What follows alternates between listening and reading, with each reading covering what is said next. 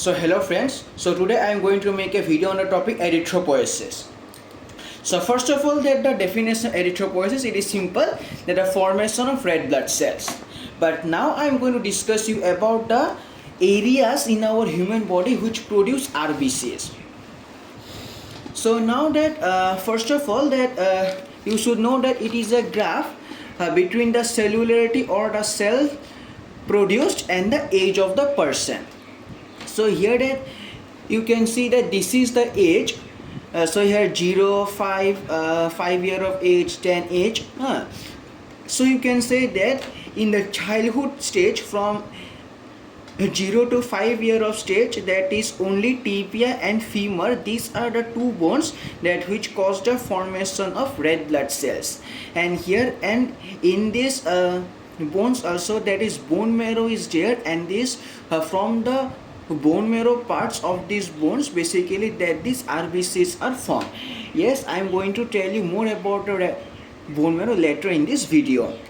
So you can see that from 0 to 5 year of age, so here from tibia, femur and humerus bone, so here that these RBCs are formed. But you can see here that and the production occurs only, so here 0 to 20 or between 0 to 30 years.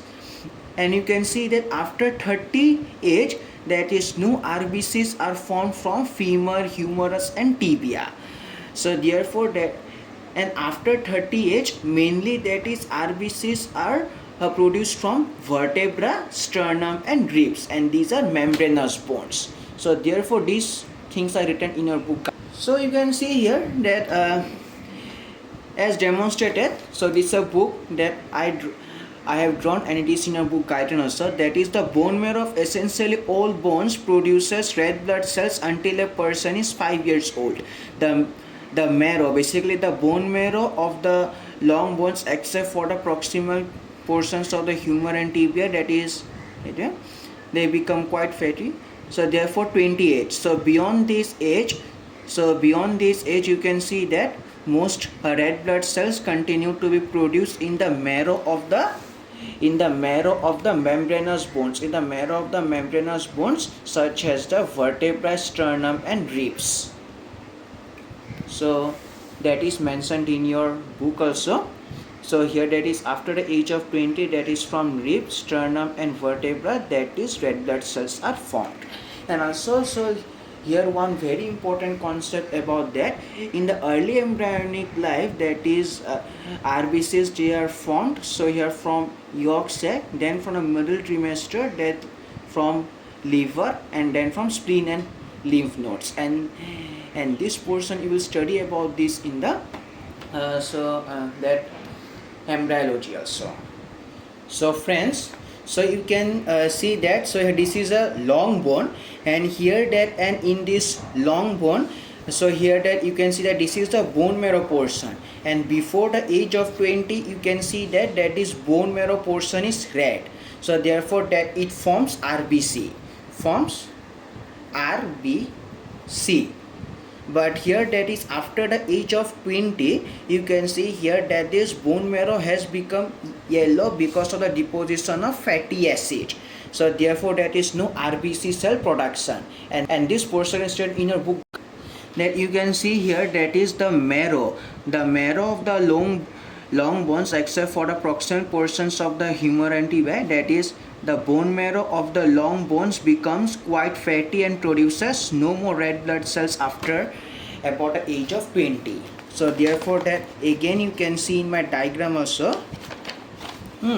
So here that is after the age of 20, that is bone marrow has become yellow in color due to deposition of fatty acid. Fa, that means fatty acid, and you will study that this portion in general anatomy also. So now you can see here that this RBC, granulocytes, platelets, T lymphocytes and B lymphocytes, that you already know that these are the 5 types of blood cells. So here that is which circulate in the blood vessels. But you can see here that is all these. So here blood cells, RBC, granulocytes, platelets, T and B lymphocytes, they are formed from, so here that is a single type of cell, basically PHSC, plurihematopoietic stem cells.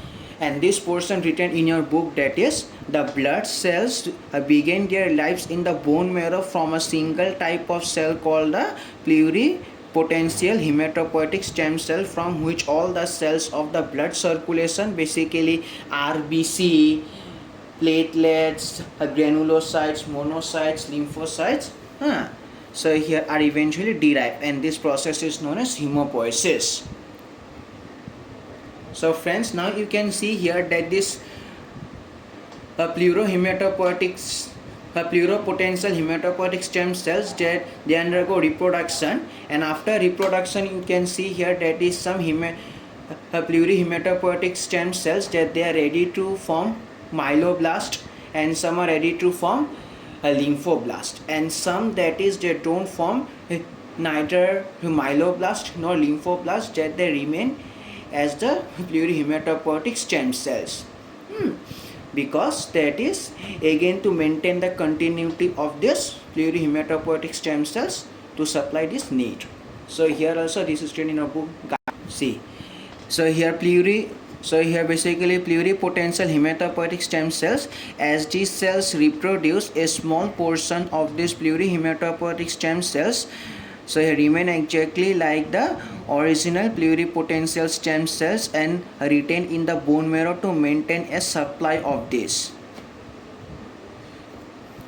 So very important thing is that is you can see that in bone marrow that these blastic cells, myeloblast and this lymphoblast are present, and this myeloblast and lymphoblast, that they don't enter into the blood circulation, and it's a very important concept that you have to remember, because in pathology that these myeloblastic cells or immature cells, that they come into the blood and they cause abnormality, and this thing you will have to learn in your second year pathology.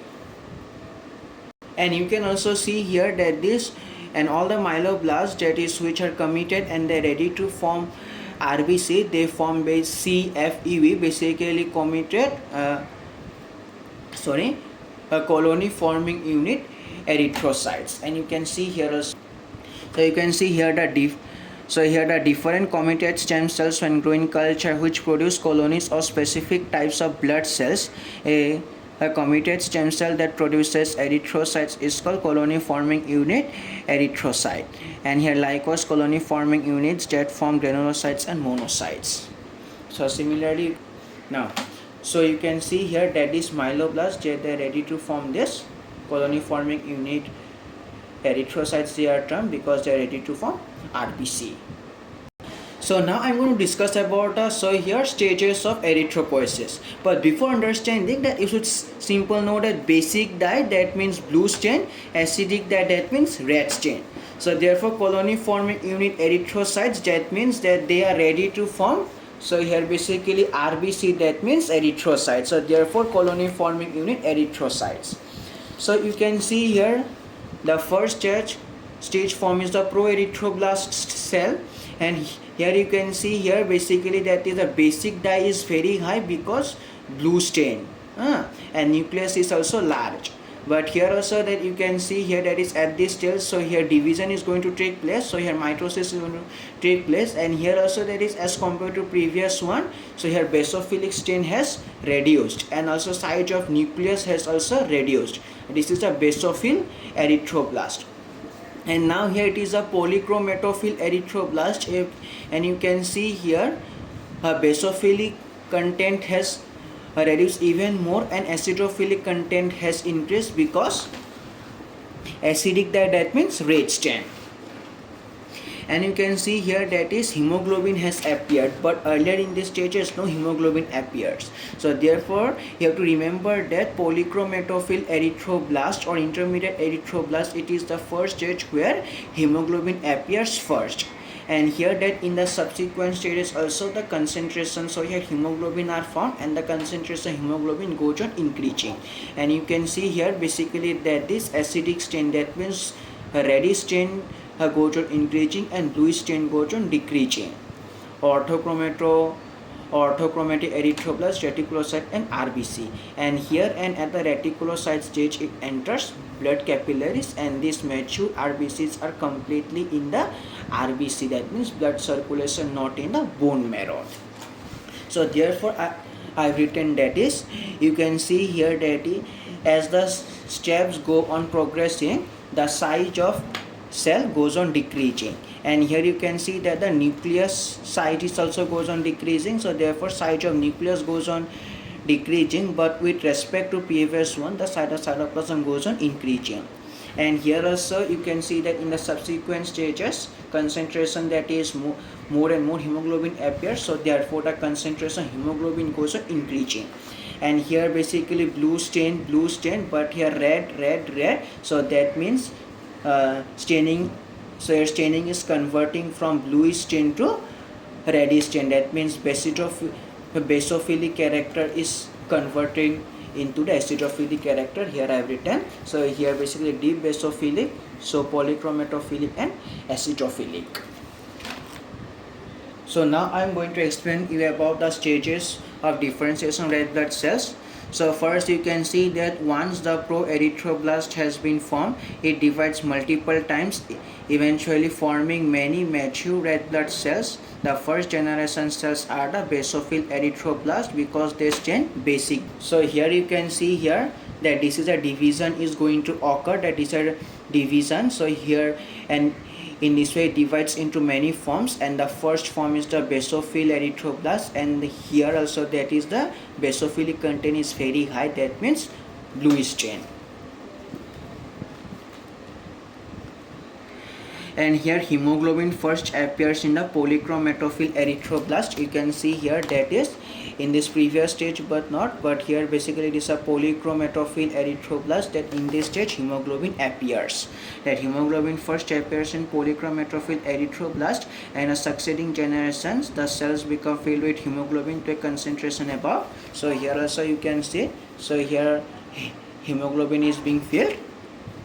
The nucleus condenses, as I have mentioned in my here, that is the size of nucleus goes on decreasing, and here also you can see that is the nucleus goes on condensing. Nucleus goes on condensing at a small size, and the remnant is absorbed or extruded from the cell. And at the same time the endoplasmic reticulum, yes, why basically reticulocyte stage say the endoplasmic reticulum also reabsorb the cells at this stage reticulocyte, because it still contains a small amount of basophilic material consisting of remnants of the Golgi apparatus, mitochondria and a few other cytoplasmic organelles. So also, and you can see that, and during this reticulocyte the cells pass from the bone marrow into the blood capillaries by diaperesis. You will study also. Here I have mentioned. So all these things about the definition, stages and the generation or the areas that produce RBCs, in my next lecture I shall give you the introduction how is a regulation of erythropoietin. Thank you, and if you have liked, please subscribe.